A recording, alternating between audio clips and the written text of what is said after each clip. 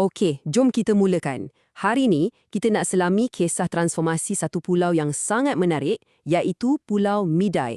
Macam mana sebuah pulau yang dulunya senyap-senyap je, tiba-tiba boleh jadi satu kuasa ekonomi yang tersusun.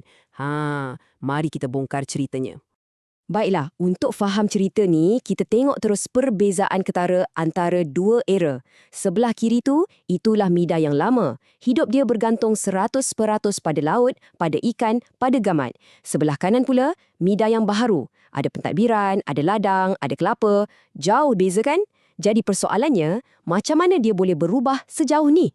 Untuk betul-betul faham upgrade ni, kita kena patah balik ke zaman permulaan Midai. Boleh kata ini adalah era yang sangat santai. Tak ada struktur, tak ada bos. Petikan ni memang tepat sekali untuk gambarkan keadaan Midai masa tu. Pulau tu memang wujud. Orang pun tinggal kat situ. Tapi dari segi pentadbiran, kosong. Tak ada siapa yang jaga, tak ada pemimpin yang jelas. Dia macam wujud dalam dunianya sendiri. Ini yang buat Midai ni unik sikit. Cuba bayangkan, pulau-pulau jiran semua dah ada sistem, dah ada ketua masing-masing yang dipanggil Datuk Kaya. Tapi Midai, dia macam low profile, pasukan kecil, buat hal sendiri, tak kacau orang. Jadi, apa je kerja orang kat sana masa tu? Penduduk asalnya, orang bersuku, boleh kita panggil geng laut sejati. Hidup mereka memang berpusing sekitar laut. Pergi tangkap ikan, kutip gamat, kumpul apa saja yang laut bagi, itulah rutin harian mereka. Dari sudut ekonomi pula, peranan Midai ni sangat ringkas. Mereka bukan pusat perdagangan, mereka cuma pembekal. Hasil-hasil laut yang mereka kumpul tu, semuanya dihantar sebagai bahan mentah ke pelabuhan-pelabuhan yang lebih besar. Tapi, macam dalam mana-mana cerita yang menarik, mesti ada titik perubahannya kan? Nah, pada pertengahan abad ke-19, angin perubahan mula bertiup kencang ke arah Pulau Midai. Siapa yang mulakan semua ni? Inilah dia yang di-Pertuan Muda Riau Lingga pada masa itu, Raja Ali. Baginda nampak potensi Midai yang tersembunyi dan baginda sedar, pulau ni tak boleh dibiarkan macam tu je. Dah tiba masanya untuk bertindak. Jadi, untuk jayakan visi baginda, Raja Ali tak hantar calang-calang orang. Baginda hantar 2 orang penting, Engku Endut dan Syed Hashim Al-Qudsi. Sebaik saja mereka berdua jejakkan kaki ke Midai, secara rasminya bermulalah era pembangunan di pulau tu. Apa yang paling menarik pasal misi mereka ni ialah plannya sangat jelas dan tersusun. Bukannya datang kosong. Ada 3 perkara utama yang mereka nak buat. Pertama, susun balik pentadbiran yang tak ada tu. Kedua, pulihkan ekonomi. Dan ketiga, bagi pulau tu satu arah tujuh yang jelas. Memang satu rombakan total.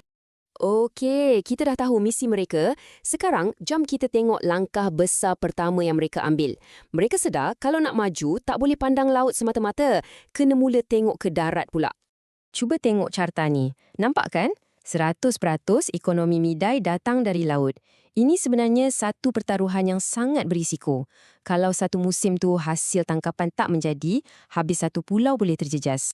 Dan inilah penyelesaiannya. Mereka pecahkan risiko tu. Mereka buka tanah untuk pertanian, untuk perladangan. Jadi sekarang ekonomi jadi lebih seimbang. Separuh dari laut, separuh lagi dari darat. Kalau satu sumber goyang, ada lagi satu sumber untuk tampung. Bijak kan?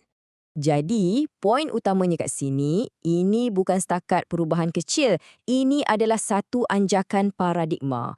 Pulau Midai betul-betul naik taraf daripada sekadar tempat persinggahan nelayan kepada sebuah pulau yang ada ekonomi darat yang kukuh. Okey, ekonomi dah mula stabil. Tapi cerita tak habis kat situ. Generasi seterusnya datang dengan satu lagi idea yang lebih hebat. Mereka mula mencari produk bintong untuk ekonomi darat yang baru ni.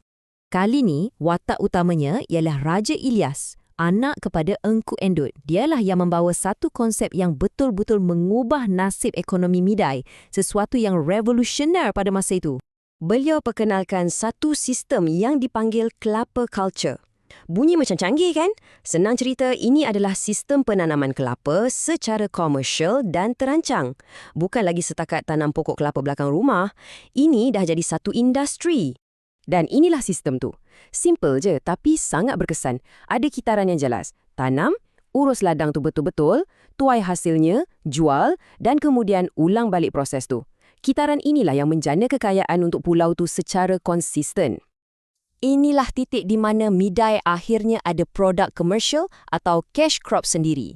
Kelapa jadi macam enjin ekonomi yang baru, sumber pendapatan yang stabil dan boleh diharap. Pulau ni sekarang betul-betul boleh berdiri atas kaki sendiri. Jadi, kita dah lalui semua fasa penting dalam cerita Miaidai ni. Jom kita gabungkan semua kepingan puzzle ni dan tengok gambaran besar transformasinya. Macam mana rupa peningkatan Miaidai ni secara keseluruhannya?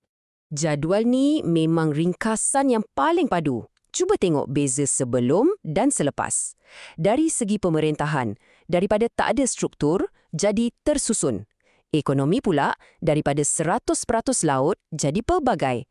Dan produk utama, daripada ikan dan gamat, bertukar kepada kelapa. Memang satu evolusi yang lengkap.